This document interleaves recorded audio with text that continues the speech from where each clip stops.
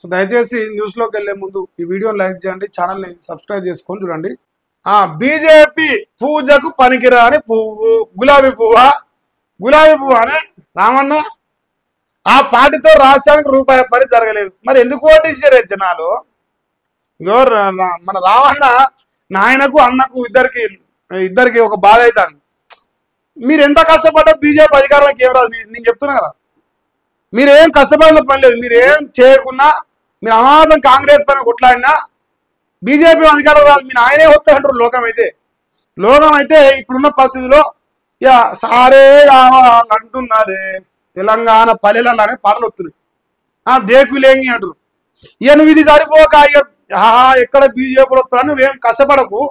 వాళ్ళు గెలకపోతే మంచి ఇంట్లో తిరిగిపోతారు. మంచిగా పక్కి వేసుకొని పరుపు వేసుకొని మంచిగా రగ్గప్పుకొని మంచి బుర్రు అని నిద్రపోతారు. అసలు పరిస్థితులు నువ్వు వాళ్ళ జోలికి పోయి గెలికి మరి ఓ పంచాయతీ ఎందుకు మనకు? వాళ్ళ జోలికి పోతే వాళ్ళ సమయం వాళ్ళే చెప్తారు.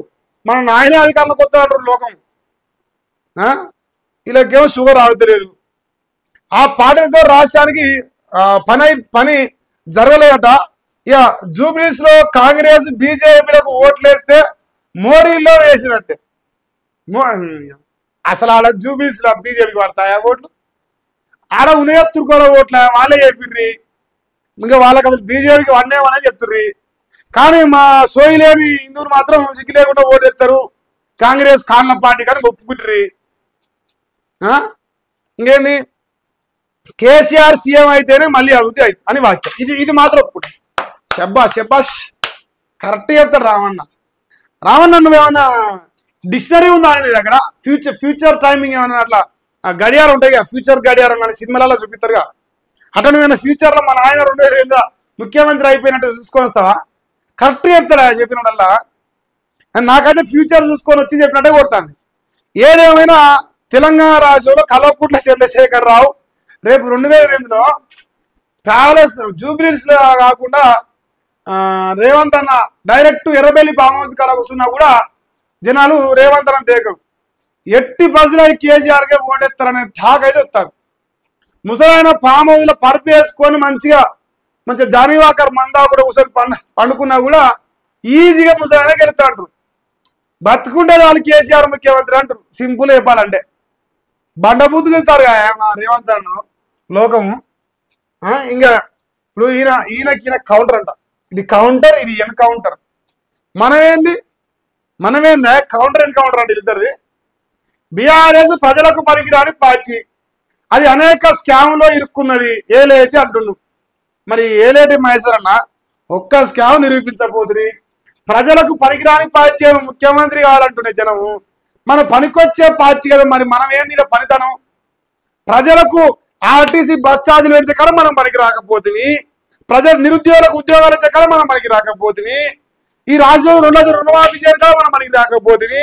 6 గంటల ఇచ్చే కాడ మనం పనికి రాకపోతుంది.